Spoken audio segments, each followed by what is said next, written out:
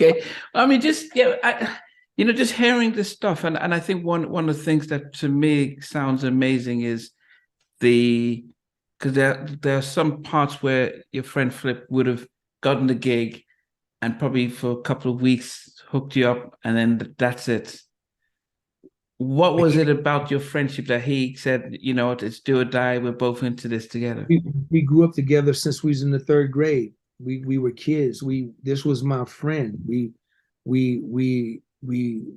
since the third grade. This was my best friend. We played in the quartets groups together. We traveled. His mentors were my mentors. My mentors was his mentors. And so he had no problem making sure that I was taken care of. And he was sending me money every week, make sure the car was, because we had a raggedy Pinto. When I tell you, but it was cool because we were able to sleep in it and live in it. And I mean, there's days and times, man, we went hungry. I mean, we would go to the park on like Labor Day and Memorial Day and watch, smell the aroma of smoke from the barbecue, and we would look to see if a little kid dropped a little hot dog meat, Wow. chicken meat off on the grass, and we was picking it up, man. We were eating it.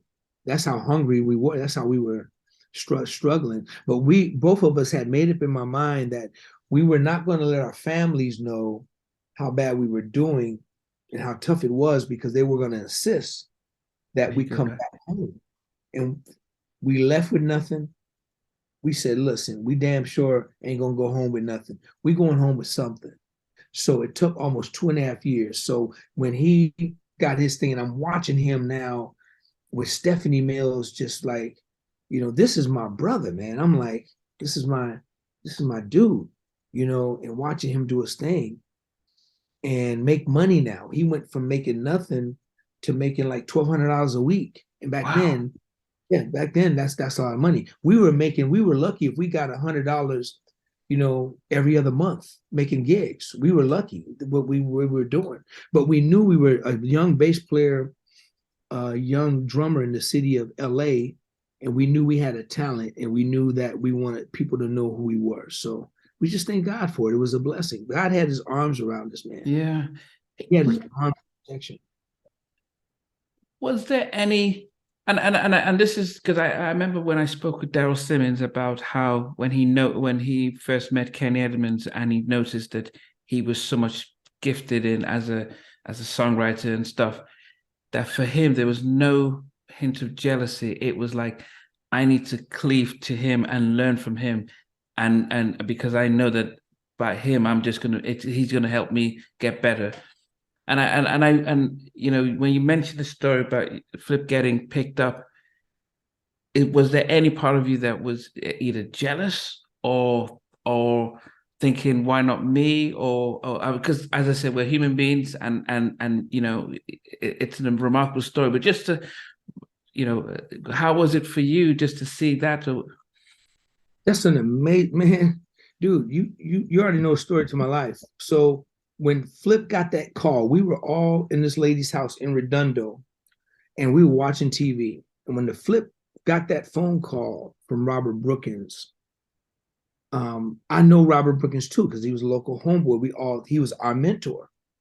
So Flip is talking to Robert Brookins on the phone, and I'm looking at him and I'm watching his reaction, and I'm hearing him say, "Oh, really, Stephanie Mills? Yeah, I'm down." Stuff like that. So I'm thinking like, wow, this is both of us gonna, we come together. And so when he got off the phone, he said he was telling me what it was, and I asked him. I said, "So, what about a bass player?" And he's like, "D, they're using this guy named Gordon Jones, who is phenomenal. Bless him, he just passed away recently, but who was a phenomenal bass player from Sacramento, Robert's right hand man."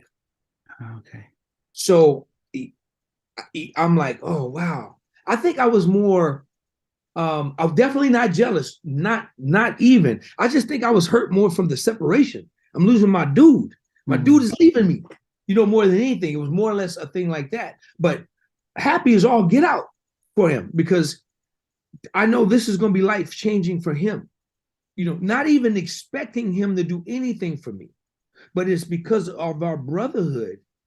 he turned around and made sure that that point was made that, hey, dude, we are going to be taken care of. We are going to be taken care of. I didn't ask him to do that. I wasn't expecting that. I was more happy for the fact that, man, you know, my dude, and I was sad because I spent 2.5 years with my best friend. Now he's leaving me. You know, like I'm sad because more of that. But no jealousy, no nothing, man. I was his biggest fan. He's my biggest fan, even to this day. You know what I'm saying? And so that's a great question, but no. And he turned around and said, Derek, but you don't have nothing to worry about, man. I'm gonna be sending you money every week. And the only thing I say, thank you, bro, but you don't, you know, no, man, we've been struggling for 2.5 years. We ain't gonna never struggle another day in our life. And you know what? We never did. Wow. To this day.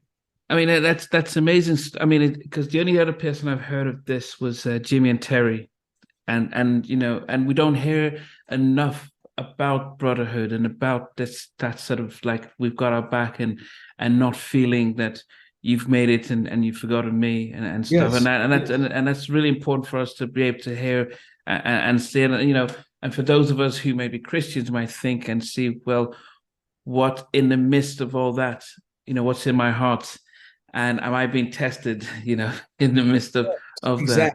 Exactly. Yes.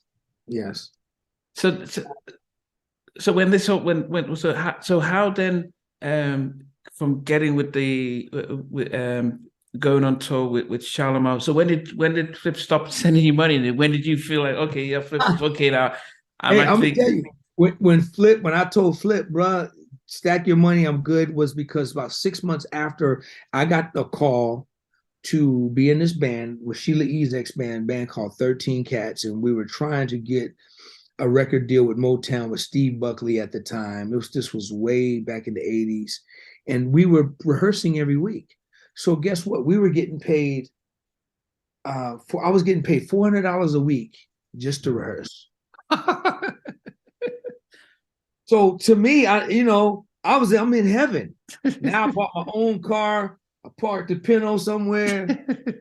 But dude, you know, I told Flip, I said, bro, I'm good. I got this. And he was happy for me. But we wasn't doing nothing but rehearsing in Mulholland Hills. And this investor who was vesting this money into us to rehearse every day. That was our job, 5, 6, 7 days a week, just to rehearse. And when we didn't get the deal we did a showcase at the Roxy, and we didn't get a record deal, we decided to all decided and started playing with Shalimar. I did some other side stuff. Like I got a call to play with DeBarge.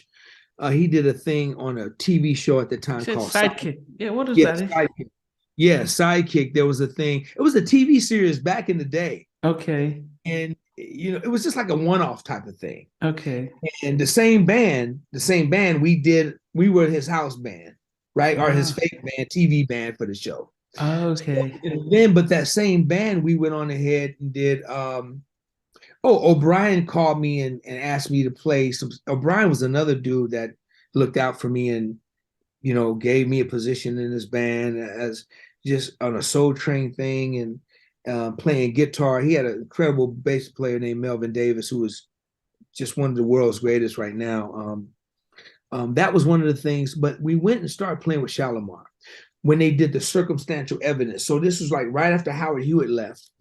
And they had Delisa Davis, Sidney Justin, and Mickey Free.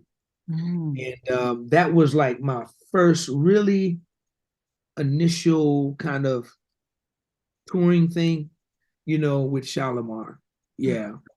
And then Shalimar just kind of sprouted. Yeah, and I just wanted to go back because El's been one of my favorite guests, and but what was it? Has he just finished doing Rhythm of the Night and I Like and all that stuff when you met him? Did you know this is El DeBarge from DeBarge? And so no, I knew of him, was a fan all my life, but okay, didn't know him like that. We just happened to be a TV band that got hired and we got picked to do it. And it was crazy for me because I felt like a movie star because I remember before the episode showed, man, I remember coming home flying home, and I rented me this limousine, man. At the time, Yeah. limousine was probably like $50 an hour, and my mother had never rode in the limousine, so everybody was talking about me going to be on this big old show.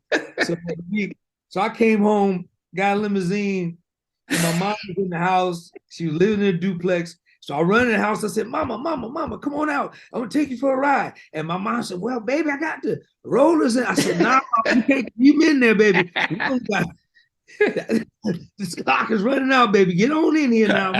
We gonna run this whole hour in this limo." So did that, and it was. I'll never forget that week, man. That was a great week, and so that show aired. So that was my big TV kind of thing, and so now, man, kind of making a name. If people, one thing I tell a lot of people who are struggling and trying to come up and trying to do things is, and when people don't believe in them, don't get discouraged. I understand it. People only believe in stuff that they can see. People don't believe in your dream. They never will. Nobody's going to believe in your dream, but they're going to believe in something with some substance in it. In other words, I've had goals. I've shared my goals with my mother and with other people. Homeboy, yeah. But it wasn't until they start seeing stuff to where they would take the reality serious or take the dream serious, right? Now, you also have to be careful, and you have to say, "Oh, now you want to believe in me. We cool. We gonna be cool." You know what I'm saying? But the ones who believed in you and never doubted you and supported you, them the ones you keep close. But that's when kind of things people say, "Oh man, this thing is really serious. Oh, you're really doing it. Oh man, saw you on TV, big network." It was a big series on like ABC. It was huge. And I got some good shots. I went to there's a store here called Oak Tree, man. I went and got me an Oak Tree outfit, man. I was clean.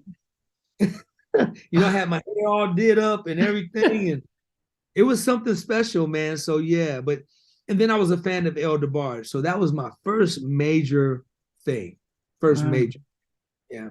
And then, so when did it start to get sort of more stable? Because after you said you did stuff with Shalimar, but it wasn't the Jeffrey Daniels, Howard Hewitt, and Jody Watley Shalimar. So I don't know if people.